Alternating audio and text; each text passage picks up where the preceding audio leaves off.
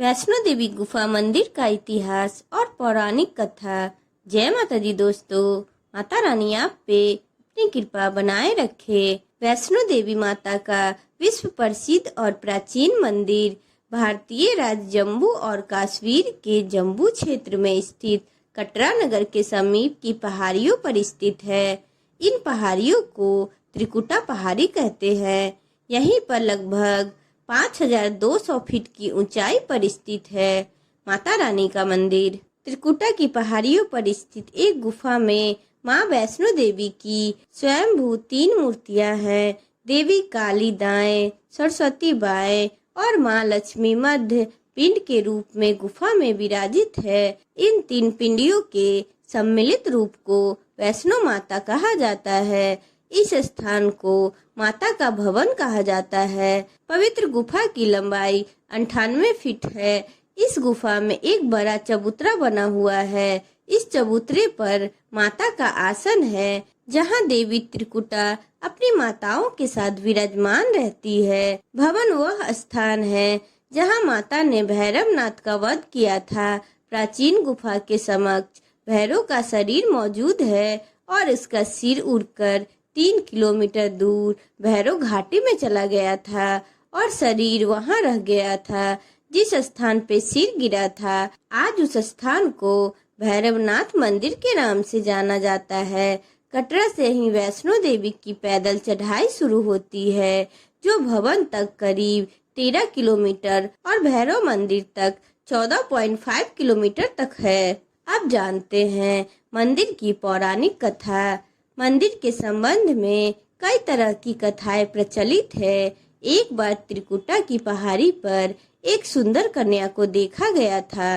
भैरवनाथ उसे पकड़ने के लिए दौड़े, तब वह कन्या वायु रूप में बदलकर त्रिकुटा पर्वत की ओर चल पड़ी। भैरवनाथ भी उनके पीछे भागे। माना जाता है कि तभी मां की रक्षा करने के लिए वहां पवन पुत्र हनुमान पहुंच गए।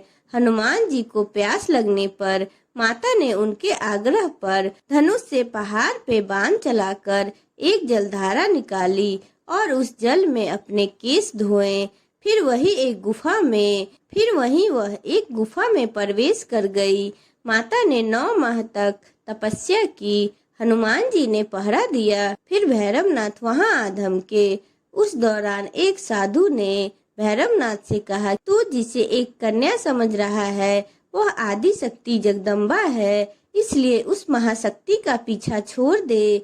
भैरवनाथ ने साधु की बात नहीं मानी। तब माता गुफा की दूसरी ओर से मार्ग बना के बाहर निकल गई। वह गुफा आज भी अर्ध कुमारी या आदि कुमारी या गर्भजून के नाम से भी जाना जाता है।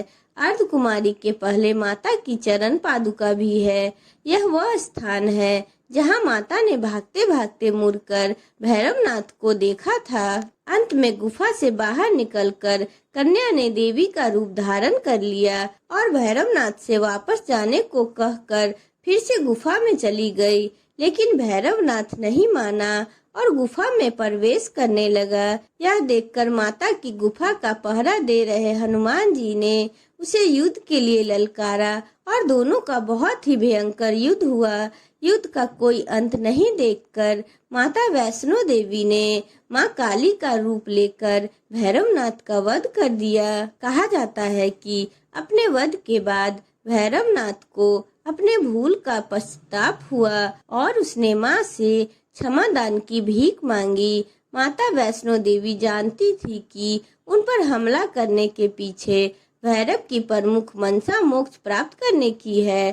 तब उन्होंने न केवल भैरव को पुनः जन्म के चक्र से मुक्त प्रदान की, बल्कि उसे वरदान देते हुए कहा कि मेरे दर्शन तब तक पूरे नहीं माने जाएंगे जब तक कोई भक्त मेरे बाद तुम्हारा दर्शन नहीं करेगा। माँ वैष्णो देवी मंदिर की कथा। उपयुक्त कथा को वैष्णो देवी के भक्त श्रीधर से जोड़कर भी देखा जाता है। 700 वर्ष से भी अधिक समय पहले कटरा में एक दूरी पर स्थित हंसाली गांव में माँ वैष्णवी के परम भक्त श्रीधर रहते थे।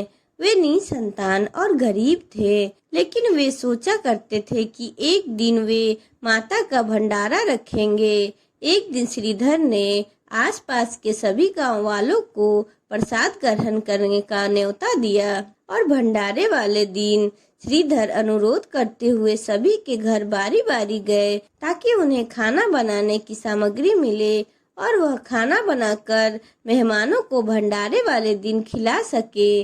जितने लोग ने उनकी मदद की वह काफी नहीं थी, क्योंकि मेहमान बहुत ही ज्यादा थे। वह सोच रहा था इतने कम सामान के साथ भंडारा कैसे होगा। भंडारे के एक दिन पहले श्रीधर एक पल के लिए भी नहीं सोया। वह सोचकर कि वह मेहमानों को भोजन कैसे करा सकेगा। वह सुबह तक समस्याओं से घिरे हुए थे और बस उसे अब देवी माँ की ही आस थी। वह अपनी झोपड़ी के बाहर पूजा के लिए बैठ गए। दोपहर तक मेहमान आना शुरू हो गया। श्रीधर को पूजा करते देख वे जहाँ जगह दिखी वहाँ बैठ गए। सभी लोग श्रीधर की छोटी सी कुटिया में आसानी से बैठ गए। श्रीधर ने अपनी आंख खोली और सोचा कि इन सभी को भोजन कैसे कराएंगे। तब उसने एक छोटी लड़की को झोपड़ी से बाहर आते हुए देखा, जिसका नाम वैष्णवी था। वह भगवान की कृपा से आई थी। वह सभी को स्वादिष्ट भोजन परोस रही थी। भंडारा बहुत अच्छी तरह से संपन्न हो गया था। भंडारे के बाद श्रीधर उस छोटी लड़की वैष्णवी के बारे में जानने के लिए उत्सुक थे, पर वैष्णवी गायब हो गई और उसके बाद किसी को नहीं दिखी। बहुत दिनों के बाद श्रीधर को उस छोटी लड़की का सपना आया। उसमें स्पष्ट हुआ कि वह माँ वैष्णो देवी थी। माता रानी के रूप में आई लड़की ने उस गुफा के बारे में बताया और 4 बेटे के वरदान के साथ उसे आशीर्वाद दिया। श्रीधर एक बार फिर खुश हो गया और माँ की गुफा की तलाश में निकल पड़े और कुछ दिन बाद उन्हें माँ गुफा में मिल गई। तभी से वहाँ माँ वैष्णो की दर्शन के लिए श्रद्धालु जाने लगे। बोलो माता वैष्णो देवी की जय। बोलो जय माता दी। अगर आपको मेरी वीडियो अच्छी लगी हो तो चैनल को लाइक एंड सब्सक्राइब करें एंड बेल आइकन को प्रेस करें।